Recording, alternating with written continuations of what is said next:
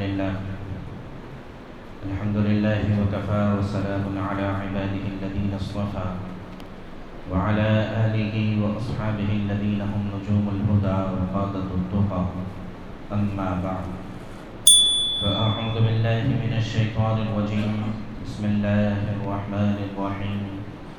يا أيها الذين آمنوا أطيعوا الله وأطيعوا الرسول وأولي الأمر منكم فإن تنازعتم في شيء فردوه إلى الله والرسول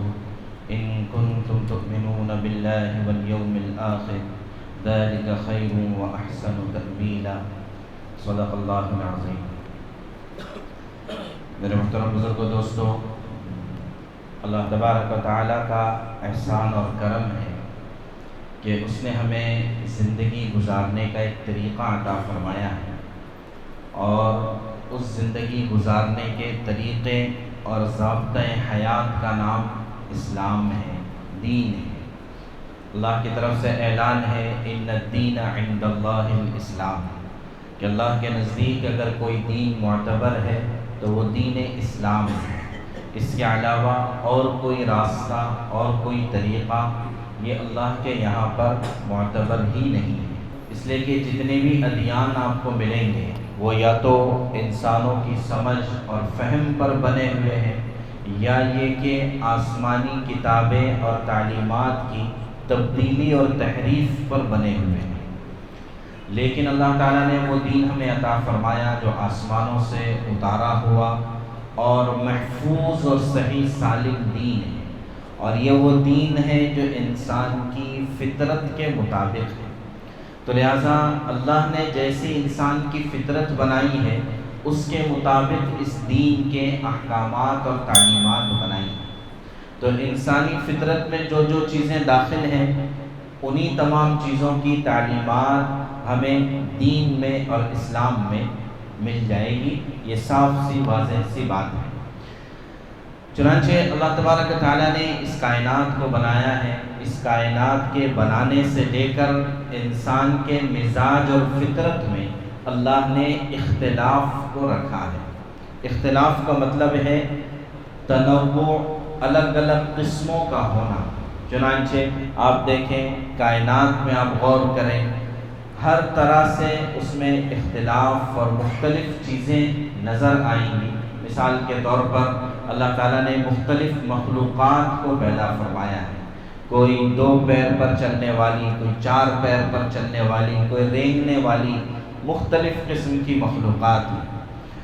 اللہ تعالیٰ کے بنائے ہوئی قدرتوں کو دیکھ لیں، کہ پہاڑوں کو دیکھ لیں، سمندروں کو دیکھ لیں، تو ہر جگہ کا نظارہ آپ کو الگ نظر آئے گا کہ وَمِنَ الْجِبَالِ جُدَدٌ بِيضٌ وَحُمْرٌ مُخْتَلِفٌ أَلْوَانُهَا وَغَرَابِيبُ سُودٌ، کہ پہاڑ کوئی سرخ پہاڑ نظر آئیں گے، کوئی سفید پہاڑ نظر آئیں گے، کوئی ہرے پہاڑ نظر آئیں گے۔ یہ اللہ کا اپنا مزاج ہے۔ پھولوں کو دیکھیں تو پھولوں میں بھی اختلاف ہے، کوئی الگ رنگ کا، کوئی الگ شیپ کا، کوئی الگ خوشبو کا۔ ان سب سے مل کر جو ہے پھر شہد کی مکھی جب شہد بناتی ہے تو شفاء للناس، شفا والا شہد بن کر سامنے آتا ہے۔ انسانوں کو دیکھ لیں، اللہ تبارک و تعالیٰ نے انسانوں کے رنگ اور نسل میں اختلاف پیدا کیا، کہ کسی کو کسی نسل سے پیدا کیا، کسی کو کسی خاندان میں پیدا کیا، کسی کو کسی رنگت کے ساتھ پیدا کیا۔ تو لہٰذا اللہ کے بنائے ہوئے رنگ پر نہ فخر کرنا ہے اور نہ ہی کمی محسوس کرنا ہے، یہ تو اللہ کا بنایا ہوا ہے، کسی کا اس میں کوئی عمل دخل نہیں ہے۔ تو جیسے شکلوں اور صورتوں کا اختلاف اللہ نے بنایا ہے، 2 جڑواں بھائی بھی اگر آپ دیکھیں تو ان کی شکلوں میں اختلاف رہے گا، تو الگ الگ شکلیں۔ تو ایسے ہی اللہ تعالیٰ نے سوچنے سمجھنے کا بھی الگ الگ ڈھنگ سب کو عطا فرمایا ہے۔ کوئی کسی انداز سے سوچتا ہے، کوئی الگ زاویے سے اس کو دیکھتا ہے۔ تو غرض یہ کہ اب کائنات میں اللہ کی بنائی ہوئی قدرت میں ہر چیز میں آپ کو اختلافات نظر آئیں گے۔ لفظ اختلاف جب ہم بولتے ہیں تو ہمارا ذہن کسی ایک طرف جاتا ہے، جھگڑے کی طرف جاتا ہے۔ نہیں، اختلاف کا مطلب الگ الگ چیزوں کا ہونا۔ تو جس میں نے عرض کیا کہ اللہ کی قدرت میں بھی اختلاف ہے۔ اختلاف سے مراد مختلف نوعیت کی مخلوقات کا پیدا کرنا، وہی اختلاف سے جھگڑے والا اختلاف نہ چلا جائے۔ اسی طرح اللہ تبارک و تعالیٰ نے مخلوقات میں اختلاف پیدا کیا ہے، انسانوں میں اختلاف پیدا کیا ہے، سوچ اور فہم میں اختلاف پیدا کیا ہے۔ تو لہٰذا جو ہے یہ اختلاف کہیں پر بھی کسی بھی سطح پر ہو سکتا ہے، دو ملکوں کے درمیان بھی اختلاف ہو سکتا ہے، دو شخصیتوں کے، دو آدمیوں کے بیچ میں بھی اختلاف ہو سکتا ہے، خاندان کے دو بڑوں کے بیچ میں اختلاف ہو سکتا ہے، میاں بیوی کے درمیان اختلاف ہو سکتا ہے، یہاں تک کہ اولاد اور والدین کے بیچ میں بھی رائے کا اختلاف ہو سکتا ہے۔ تو اگر اختلاف رائے ہے، دو علماء کے درمیان اختلاف ہو سکتا ہے، دو ڈاکٹروں کے بیچ میں اختلاف ہو سکتا ہے، تو غرض یہ کہ مختلف جگہوں پر یہ تمام چیزوں کو ہمیں زندگی میں فیس کرنا پڑتا ہے، سامنا کرنا پڑتا ہے۔ تو اس موقع پر ہمیں اسلام کیا ہدایات دیتا ہے، ہمیں کیا کرنا چاہیے، اور اس طرح کے اگر اختلافات سامنے آتے ہیں، رائے کا اختلاف وغیرہ، تو ہمیں اس وقت میں کیا کرنا چاہیے۔ تو قرآن کریم کی ایک بہترین آیت ہے، پوری آیت نے اس مسئلے کو بہترین انداز میں سمجھایا ہے کہ یا ایھا الذین آمنوا، اے ایمان والوں، خاص طور سے ایمان والوں کو خطاب کیا ہے۔ 89 مرتبہ اللہ تبارک و تعالی نے یا ایھا الذین آمنوا قرآن کریم میں کہا ہے کہ خاص طور سے ایمان والوں کو خطاب کر کے کچھ اہم بات اللہ تعالیٰ نے بتائی ہے۔ اللہ کرے کاش ہم اللہ تعالیٰ کے ان خطابات کو، اللہ تعالیٰ کی ان باتوں کو سمجھنے کی صلاحیت اپنے اندر پیدا کریں۔ تو فرمایا یا ایھا الذین آمنوا، اے ایمان والو، اطیعوا اللہ و اطیعوا الرسول، اطاعت اللہ کی جائے گی اور اطاعت اللہ کے رسول کی جائے گی، اور کیا ہوگا، وَأُولِي الْأَمْرِ مِنْکُمْ، اور اسی طرح بات مانی جائے گی جو تمہارے درمیان اولو الامر ہے، جو تمہارے درمیان ذمہ دار ہے۔ جو بھی ذمہ دار، جس طرح کا بھی ذمہ دار ہوگا، اس فیلڈ میں، اس لائن میں اس ذمہ دار کی بات کو مانا جائے گا کہ وہ اولو الامر ہے۔ اللہ رسول سب سے پہلے ہے، اللہ رسول کے بعد آپ جس لائن میں ہیں، جس فیلڈ میں ہیں، جس امر میں ہیں، جس کام میں ہیں، وہاں پر اس کے جو بڑے ہیں ان کی بات کو مانا جائے گا۔ مثال کے طور پر گھر میں کوئی ایک بڑا ہے، خاندان میں، فیملی میں کوئی ایک بڑا ہے، تو اب اس کی بات کو مانا جائے گا۔ جو ہے کسی جماعت میں کوئی ایک امیر ہے تو اس امیر کی بات کو مانا جائے گا۔ یہ تین گویا کے اتھارٹیز قرآن نے بیان کی ہے۔ سب سے پہلے اللہ کی بات کو مانا جائے گا، پھر رسول اللہ کی بات کو مانا جائے گا۔ اچھا، اللہ اور رسول کی باتوں میں کوئی اختلاف نہیں ہوگا، کوئی فرق نہیں ہوگا، اس لیے کہ رسول اللہ صلی اللہ علیہ وسلم آئے ہیں اللہ کی باتوں کو سمجھانے کے لیے۔ تو لہذا قرآن میں آپ کو کوئی اختلاف نہیں ملے گا، کہ قرآن نے خود دعویٰ کیا ہے کہ اگر یہ قرآن اللہ کے علاوہ کسی کی طرف سے بھیجا گیا ہوتا تو لَوَجَدُوا فِيهِ اخْتِلَافًا كَثِيرًا، تو تم دیکھتے اس میں بہت اختلاف ہو گئے۔ قرآن میں کوئی اختلاف نہیں، کوئی کانٹرڈکشن نہیں۔ اسی طرح اللہ کے کلام میں اور رسول اللہ کے کلام میں کوئی کانٹرڈکشن نہیں، اس لیے کہ اللہ کے نبی صلی اللہ علیہ وسلم آئے ہیں لِتُبَيِّنَ لِلنَّاسِ، آپ تو آئے ہیں لوگوں کو قرآن سمجھانے کے لیے، تو لہذا اس میں بھی کوئی اختلاف نہیں ہوگا۔ البتہ آگے چل کر جو بات ارشاد فرمائیں کہ اولو الامر منکم، تم میں جو اولو الامر اور ذمہ دار ہوں گے ان کی بات کو بھی ماننا ہے۔ تو لہٰذا اب کس کی بات کو مانیں؟ جیسے کہ یہ سوال بعض مرتبہ آتا ہے کہ بھئی علماء کی مختلف رائے ہیں، تو اس مسئلے میں کون سے عالم کی بات کو مانا جائے؟ تو وہی جواب ہے کہ ایک ہی بیماری میں مختلف ڈاکٹرز ہیں اور ہر ایک کی دوائی الگ ہے، ہر ایک کی تجویز الگ ہے، تو کس کی بات کو مانا جائے؟ تو اس کے لیے قرآن نے کہا فَإِن تَنَازَعْتُمْ فِي شَيْءٍ، کہ اگر کسی بات میں اختلاف ہو جائے، یعنی سمجھ میں نہیں آ رہا ہے کہ کس کی بات کو لیا جائے، یہاں تک کہ میاں بیوی کا بھی اگر اختلاف ہے تو کس کے پوائنٹ آف ویو کو سمجھا جائے، کہا کہ فَرُدُّوهُ إِلَى اللَّهِ وَالرَّسُولِ، تو اس کو لوٹا دو اللہ اور رسول کے پاس۔ اللہ اس کے رسول کا پوائنٹ آف ویو کیا ہے اس کو دیکھو، اللہ اس کے رسول کی بات جب سامنے آ جائے گی تو ہماری ذاتی رائے ختم ہو جائے گی، ہماری ذاتی رائے کی کوئی حیثیت ہی نہیں ہے۔ تو اللہ تبارک و تعالیٰ نے ہمارے لیے باؤنڈری بنا دی کہ اختلافات فطرت کا حصہ ہے، لیکن اس کی چہار دیواری جو رہے گی اللہ اس کے رسول رہیں گے، اور پھر اس کے بعد اس امر کے، اس کام کے، اس فیلڈ کے جو اولو الامر ہیں، جو ذمہ دار ہیں، ان کی بات کو مانا جائے گا۔ یہ اللہ کے نبی صلی اللہ علیہ وسلم نے ہمیں راستہ بتایا اور فرمایا کہ ذالک خیر واحسن تأویلا، یہ بہترین راستہ ہے کہ جہاں کہیں جس کسی مسئلے میں اختلاف ہو جائے تو وہاں پر اللہ رسول کا کیا پوائنٹ آف ویو ہے اس کو دیکھا جائے اور اس سے اپنے مسئلے کو حل کیا جائے، نہ اختلافات میں اپنی رائے پر اصرار ہو، نہ اس کو اپنی ناک کا، ایگو کا مسئلہ بنایا جائے۔ اختلاف جو ہوگا وہ کسی کی رائے سے ہوگا، کسی کی ذات سے اختلاف نہیں ہوگا، اس لیے کہ سب ایمان والے ہیں اور آپس میں ایمان والے یہ سب آپس میں جڑے ہوئے ہیں۔ وَاعْتَصِمُوا بِحَبْلِ اللَّهِ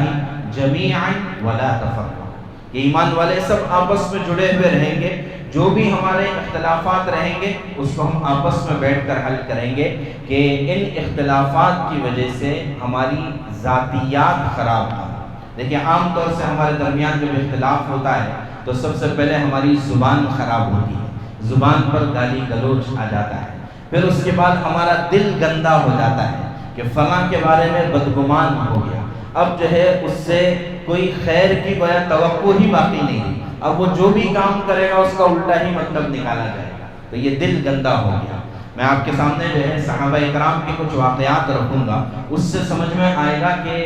جب اختلاف ہو جائے، چاہے شدید درجے کا اختلاف ہو جائے، اس وقت میں صحابہ کرام نے اس مسئلے کو کیسے نمٹایا ہے۔ تو ہمارے یہاں پر عام طور سے پہلے زبان خراب ہوتی ہے، پھر دل گندا ہو جاتا ہے، پھر اس کے بعد پیٹھ پیچھے اس کے بارے میں برائیوں کا ایک سلسلہ چلتا ہے، پھر وہ آف لائن بھی چلتا ہے اور آن لائن بھی چلتا ہے، جس کو جہاں موقع ملتا ہے وہ اپنی دل اور دماغ کی گندگی انڈیلنے کی کوششیں کرتا ہے۔ تو لہٰذا یہ ہمارا حال ہے، تو لہٰذا ضرورت اس بات کی ہے کہ ہم آ کر دیکھیں کہ صحابہ کرام کے درمیان بھی کیا کبھی ایسا ہوا تھا اور ان کو بھی یہ مسائل پیش آتے تھے، وہ بھی انسان تھے، ہم بھی انسان ہیں، تو کیا ہمارے درمیان اور ان کے درمیان جب اس طرح کے مسائل ہوتے تھے تو وہ اس کو کیا کرتے تھے۔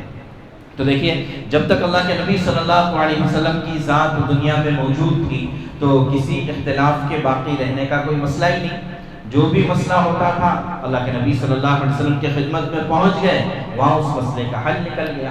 تو لہٰذا اللہ کے نبی صلی اللہ علیہ وسلم کی ذات اقدس کے رہتے ہوئے تو صحابہ کے درمیان کسی طرح کا کوئی اختلاف باقی نہیں رہا۔ اختلاف ہوتا تھا لیکن وہ حضور اقدس صلی اللہ علیہ وسلم کی خدمت میں پہنچ کر ختم ہو جاتا تھا، وہاں سے جو فیصلہ ہو گیا وہ اتھارٹی ہے، اس لیے کہ یہی بتایا کہ اللہ کی بات، اللہ کے رسول کی بات کو ماننا ہے، تو اللہ کے رسول کے رہتے ہوئے کوئی مسئلہ نہیں۔ لیکن اللہ کے نبی صلی اللہ علیہ وسلم کی سیرت میں ہمیں اتنی بڑی بات، اتنی بڑی تعلیم ملتی ہے کہ آپ کی ذات خود اتھارٹی ہے، آپ جو بولیں گے وہ فیصلہ ہے۔ اس کے باوجود اللہ کے نبی صلی اللہ علیہ وسلم صحابہ کرام کی کچھ رائے سامنے آتی تھی، کبھی کوئی بات پیش آتی تھی، اللہ کے نبی صلی اللہ علیہ وسلم اس رائے کا احترام فرماتے تھے، ہے نا، کہ رائے کا احترام، ابھی وقتی کا یعنی کہنے والے کی رائے کا احترام کرنا، یہ اللہ کے نبی صلی اللہ علیہ وسلم کی تعلیمات میں سے ملتا ہے۔ سب سے بڑی مثال صلح حدیبیہ، اللہ کے نبی صلی اللہ علیہ وسلم نے کفار مکہ کے ساتھ صلح کر، بظاہر دب کر صلح کر لی، ان کی تمام شرائط کو مان لیا، تو صحابہ کرام کے لیے بڑا ناگوار اور خاص طور سے حضرت عمر رضی اللہ عنہ گئے اللہ کے نبی صلی اللہ علیہ وسلم کی خدمت میں، السنا علی الحق وهم علی الباطل، کیا ہم حق پر نہیں ہیں اور کیا وہ باطل پر نہیں ہیں؟ کہ ہاں ہم حق پر ہیں وہ باطل پر ہیں، تو پھر یہ دب کر صلح کیوں؟ نئی بات سمجھ میں آ رہی تھی۔ حضرت ابو بکر کے پاس گئے، یہی بات فرمائے کہ نہیں ہم حق پر ہیں وہ باطل پر ہیں، پھر دب کر صلح کیوں؟ نئی بات سمجھ میں آ رہی، یہاں تک کہ اللہ کے نبی صلی اللہ علیہ وسلم نے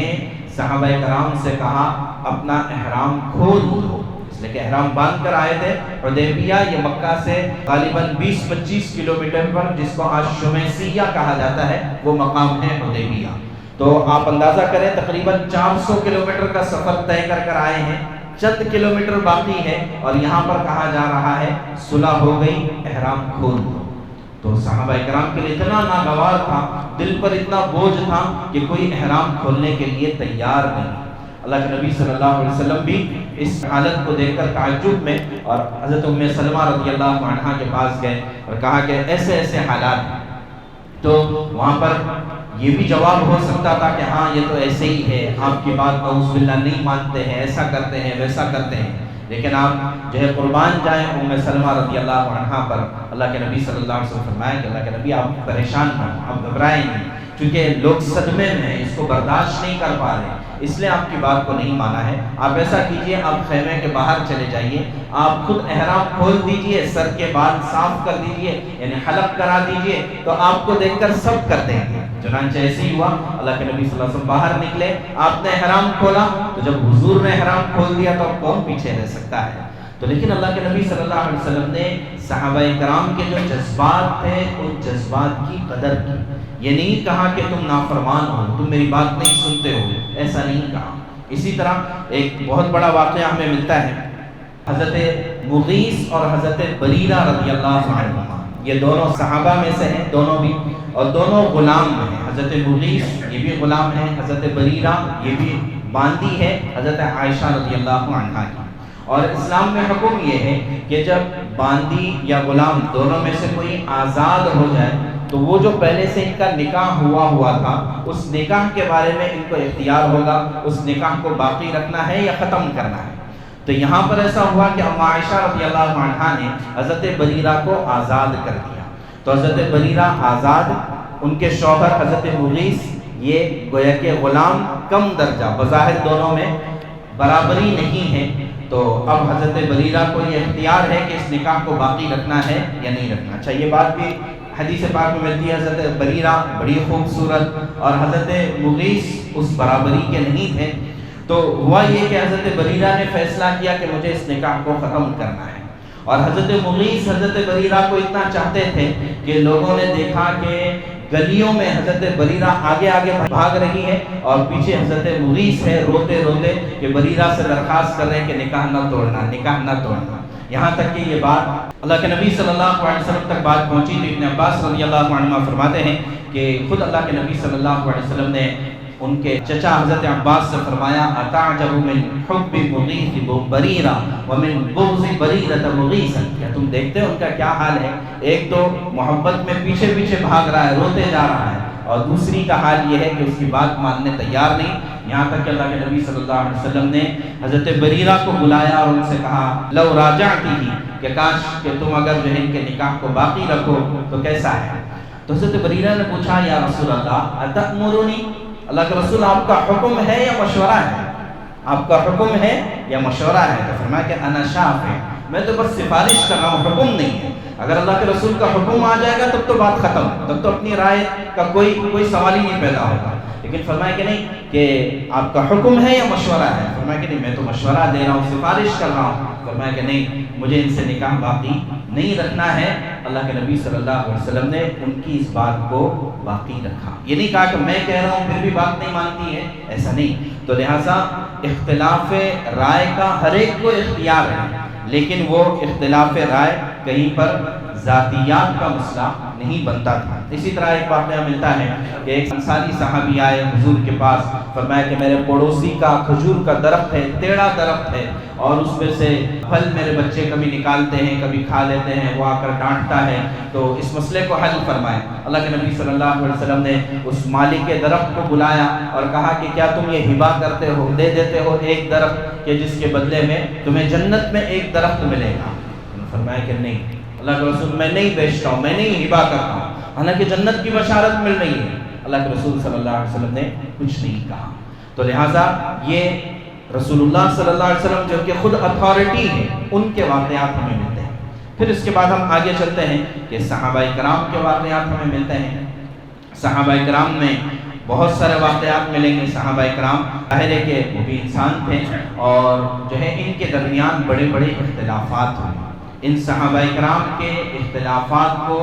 ہمارے آپ کے اختلاف اور جھگڑے کی طرح سے نہیں دیکھنا چاہیے، بلکہ یہ ہمارے لیے نمونہ ہے کہ کتنی دل کی صفائی کے ساتھ اور کتنا اپنی بات پر جمنے کا جو طریقہ ہوتا ہے وہ صحابہ کرام کیا ہمیں ملتا ہے۔ چنانچہ مشہور اختلاف ہے حضرت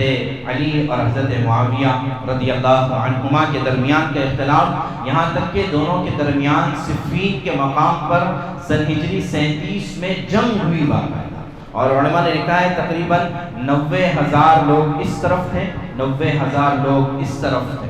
اور جنگیں ہوئی ہیں، شہادتیں دونوں طرف سے ہوئی ہیں۔ لیکن اس کے باوجود مسئلہ کیا ہے؟ مسئلہ کیا ہے کہ جب ان دونوں کا اختلاف، اچھا کب اختلاف ہو رہا ہے؟ جب حضرت علی رضی اللہ تعالیٰ عنہ خلافت کے مقام پر خلیفۃ الرسول ہے، خلیفہ راشد ہے، اور حضرت معاویہ رضی اللہ عنہ ایک علاقے کے امیر اور گورنر ہیں، تو بظاہر ان کے درمیان اختلاف ہو رہا ہے، اور اس اختلاف کا چرچا دور دور تک ہوا، یہاں تک کہ رومی بادشاہ تک پہنچا۔ تو رومی بادشاہ نے حضرت معاویہ، چونکہ حضرت علی خلیفہ ہیں، حضرت معاویہ بہرحال ان کا سٹیٹس نیچے ہے، تو ان کو خط لکھا، تم اگر چاہو تو ہم تمہاری مدد کرنے کے لیے آتے ہیں۔ دیکھیے باطل ہمیشہ حق کو توڑنے کی کوشش کرتا ہے کہ ہم تمہاری مدد کے لیے آتے ہیں۔ تو حضرت معاویہ رضی اللہ عنہ نے جو اس کا جواب لکھا وہ تاریخ میں لکھا گیا اور سونے کے حروف سے لکھنے کے قابل ہے۔ اس نے صاف طور سے یہ کہا کہ اگر تم یہ سمجھتے ہو کہ میرے اور علی کے اختلاف کی وجہ سے تم ہم میں سے کسی ایک کا ساتھ دے کر ہمارے درمیان تفریق کر دو گے تو ایسا کبھی نہیں ہوگا، بلکہ اگر مجھے یہ پتا چلا کہ تم نے ہمارے اختلاف کی وجہ سے اگر اسلام کی سرحدوں پر کارروائی شروع کی تو میں علی سے صلح کر لوں گا، وہ میرا بھائی ہے، جب چاہے تب صلح کر لوں گا اور ہم ساتھ مل کر تمہارا مقابلہ کریں گے۔ تو یہ ہمیں سکھایا گیا کہ اگر آپس میں رائے کا اختلاف ہو تو رائے کا اختلاف ہمارا اسلام کے یا قوم کے نقصان کا ذریعہ نہیں بن سکتا تھا۔ اسی طرح اس سے آگے بڑھیں، حضرت علی رضی اللہ تعالیٰ عنہ کا ایک مقولہ ہے حضرت معاویہ کے بارے میں اور اس اختلاف کے بارے میں کہ انما نحن اخوان واختلفنا فی امر من الامور فالحرب لیست لہدم الاخوہ، کہ یہ جو جنگ ہے اس سے ہمارا بھائی چارہ ختم نہیں ہوتا ہے، یہ ہمارا بھائی چارہ ختم نہیں کر سکتے، جنگ لڑ رہے ہیں، ہماری طرح سے زبانی اختلاف نہیں کہ جنگ لڑ رہے ہیں لیکن کہہ رہے ہیں کہ اس سے ہمارا بھائی چارہ ختم نہیں ہو سکتا ہے، بلکہ اس سے بڑھ کر بات تو یہ بعض صحابہ کے بارے میں، حضرت ابن عباس، حضرت ابو ہریرہ، ان حضرات کے بارے میں ملتا ہے کہ یہ تھے تو حضرت علی رضی اللہ عنہ کے ساتھ، لیکن کھانا کھاتے تھے حضرت معاویہ کے دسترخوان پر۔ تو یہ کیسا اختلاف؟ یہاں تلوار اٹھائی جا رہی ہے حضرت علی کے ساتھ لیکن کھانا کھا رہے ہیں حضرت معاویہ کے ساتھ۔ تو یہ صاحب کہ ان کے دل پاک صاف ہوا کرتے تھے، اپنی رائے پر پوری طرح سے قائم بھی ہے، لیکن دل اتنا پاک صاف ہے کہ کوئی نہ دشمن اس کا فائدہ اٹھا سکتا ہے، اور آپس میں بھی اتنی محبتیں ہیں کہ ایک دوسرے کے ساتھ دسترخوان شیئر کرتے ہیں۔ اس سے بڑھ کر پھر آگے کیا ہوا؟ یہ حضرت معاویہ رضی اللہ عنہ کے ساتھ مسئلہ ہوا، پھر اسی سن ہجری 37 میں ہی خوارج کے ساتھ اختلاف ہوا۔ خوارج ایک جماعت تھی جو حضرت علی رضی اللہ عنہ کے خلاف ہو گئی، چونکہ حضرت علی حضرت معاویہ رضی اللہ عنہ کی صلح ہو گئی۔ اب صلح ہونے کے بعد یہ خوارج کہنے لگے کہ صلح غلط ہوئی، حضرت علی نے گویا کہ غلطی کی، نعوذ باللہ، حالانکہ وہ خلیفہ وقت ہے۔ تو خوارج کے ساتھ بھی جنگ ہوئی جو جنگ نہروان کہلاتی ہے، نہروان کے مقام پر جنگ ہوئی، اور حضرت علی رضی اللہ تعالیٰ عنہ نے خوارج کا خاتمہ کر دیا، ختم کر دیا، یعنی باقاعدہ ان کو قتل کر دیا۔ اس کے بعد حضرت علی رضی اللہ عنہ سے پوچھا جا رہا ہے ان کا کیا کرنا ہے، ان کا کیا کرنا چاہیے؟ جنگ ہو گئی ہے، قتل کر دیا گیا ہے، کیا کرنا چاہیے؟ کیا ان کے ساتھ کفار والا سلوک ہونا چاہیے؟ فرمایا کہ نہیں، اخواننا بغوا علینا، بھائی ہمارے بھائی ہیں، گناہ یہ ہے کہ ہمارے خلاف بغاوت کی ہے۔ کتنی بڑی بات کہ امیر المؤمنین ہو کر امیر المؤمنین کے خلاف کھڑے ہوئے ہیں، ان کو قتل کیا گیا ہے، لیکن کہہ رہے کہ نہیں یہ تو ہمارے بھائی ہیں اور جو ہے انہوں نے بغاوت کی ہے، تو بغاوت کی ہم نے ان کو سزا دی لیکن ہے ہمارے بھائی ہیں، تو لہٰذا کتنی بڑی بات ہمیں ملتی ہے۔ اس سے بڑھ کر یہ اس کے بعد حضرت علی رضی اللہ عنہ ہی کی جنگ ہوئی ہے اماں عائشہ رضی اللہ تعالیٰ عنہ کے ساتھ، جو جنگ جمل کہلاتی ہے۔ اونٹ پر بیٹھ کر اماں عائشہ رضی اللہ عنہ نے یہ جنگ کی تھی، وہ بھی ایک اختلافی مسئلہ تھا، اس مسئلے کو لے کر جنگ ہوئی تھی، لیکن یہ جنگ بھی ان کے درمیان اکرام کو اور احترام کو ختم نہیں کر سکتی تھی۔ حضرت علی رضی اللہ تعالیٰ عنہ فرماتے ہیں لا شک فی عائشہ و انی لاکرمھا، بے شک اماں عائشہ سے ہمارا اختلاف ہے لیکن اکرام اور احترام یہ ہم کرتے رہیں گے۔ اسی طرح فرمایا ہاں یہ ہماری ماں ہیں، ازواج مطہرات میں سے ہیں، تو ہماری ماں ہیں، ہم پر لازم ہے کہ ہم ان کا اکرام اور احترام کرتے رہیں۔ تو یہ اختلاف کے باوجود یہ صحابہ کا عمل ہمیں ملتا ہے۔ اسی طرح حضرت عائشہ رضی اللہ عنہ فرماتی ہے، ایک طرف سے نہیں، حضرت عائشہ بھی فرماتی ہے کنا نختلف مع علی ولکننا لم نجد عصمتہ وخدمتہ للاسلام، ہاں ہمارا علی سے اختلاف ہے لیکن دین کے لیے ان کی جو خدمتیں ہیں اس کا ہم انکار نہیں کر سکتے۔ تو لہٰذا ہمارا اختلاف کسی بھی بنیاد پر ہو سکتا ہے، اختلاف رائے ہونا کوئی گناہ نہیں، کوئی وبال نہیں، البتہ اختلاف کے بعد زبان گندی نہیں ہونا چاہیے، اختلاف کے بعد دل خراب نہیں ہونا چاہیے، اختلاف کے بعد سلام دعا بند نہیں ہونی چاہیے، اختلاف کے بعد اس دشمنی کا فائدہ دوسرے لوگ اٹھائیں ایسا نہیں ہونا چاہیے، امت کو اس کا نقصان نہ ہو۔ اور اسی طرح اس اختلاف کی وجہ سے آپسی نقصان، ذاتیات پر اترنا یا ذاتی نقصان پہنچانا، یہ اختلاف رائے اس طرح سے نہیں ہونا چاہیے۔ یہ صحابہ کرام کے واقعات اور اس کے علاوہ بے شمار واقعات، ظاہر ہے کہ یہ جو ہمارے ائمہ اربعہ ہیں، امام ابو حنیفہ، امام مالک، امام شافعی، امام مالک رحمہم اللہ، ان سب کا بھی تو آپس میں اختلاف تھا،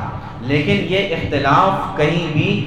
دل میں کھٹاس پیدا کرنے کا ذریعہ نہیں بنتا تھا۔ تو لہٰذا ان کا زمانہ بھی الگ تھا، ان کے آپس میں شاگردوں کی بڑی جماعت تھی۔ امام احمد بن حنبل رحمۃ اللہ علیہ کہ ان کے پاس ایک شاگرد آئے اور انہوں نے ایک کتاب لکھی، ائمہ کے اختلافات اس کے اندر نقل کیے تھے کہ فلاں مسئلے میں فلاں امام کا یہ قول ہے، یہ قول ہے، یہ قول ہے، تو کتاب الاختلافات اس کا نام لکھا۔ امام احمد بن حنبل نے رائے دی کہ کتاب الاختلاف کی بجائے اس کا نام کتاب الوسعۃ والرحمہ لکھا جائے، کہ نہیں یہ امت میں گنجائش کی بات ہے، امت میں آسانیاں اور رحمتوں کی بات ہے۔ تو لہٰذا جو ہے اس رویے کو اور اس مزاج کو اپنانے کی ضرورت ہے،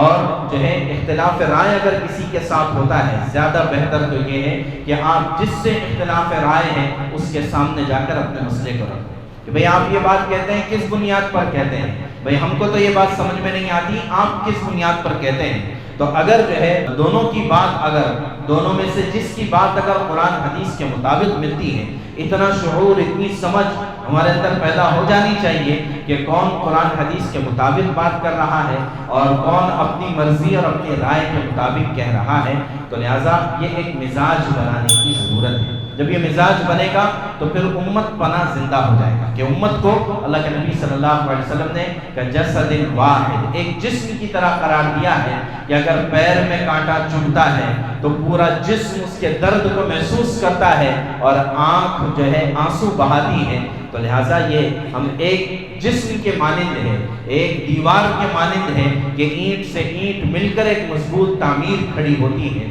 تو لہٰذا ضرورت اس بات کی ہے کہ ہمارے معاشرے میں، ہمارے مجتمعات میں اور ہمارے جو ہے جتنے بھی پلیٹ فارمز ہیں وہاں پر امت پنے کو زندہ کیا جائے اور اختلافات کے باوجود ایک دوسرے کا احترام کو باقی رکھا جائے، اختلافات کے ساتھ آداب اختلافات کو سمجھا جائے کہ آداب اختلافات کو اگر سمجھا جائے گا تو انشاءاللہ پھر جو ہے اس امت کو اللہ تبارک و تعالیٰ خیر کی طرف، اور اللہ تعالیٰ امت کے لیے خیر کے فیصلے کریں گے۔ لہٰذا تمام چیزیں اللہ کے ہاتھ میں ہیں، تو اللہ سے مانگنا ہے کہ اللہ امت کے حق میں خیر کے فیصلے کرے۔ اور ایک بڑی بات تو یہ ہے کہ دیکھیے ہمارے یہاں